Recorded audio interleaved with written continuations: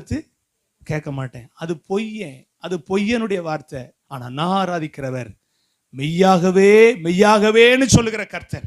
அப்படித்தானே போட்டிருக்கு வேதத்துல. அவர் சொல்லும் போது என்னதான் சொல்றாரு?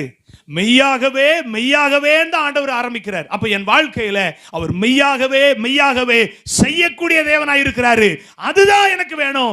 அந்த உபதேசம் தான் வேணும். பொய்யான உபதேசம் வேண்டாம், பகட்டான உபதேசம் வேண்டாம், ஈர்க்கிற உபதேசம் வேண்டாம், ஏமாற்றுற உபதேசம் வேண்டாம், அடுத்தவங்களை வஞ்சிக்கிற உபதேசம் வேண்டாம், அடுத்தவங்களை அபகரிக்கிற உபதேசம் வேண்டாம். தேவன் எனக்கு கற்றுக் கொடுக்கிற உபதேசம் போதும். அதனால் என் விசுவாசம் வளரும்.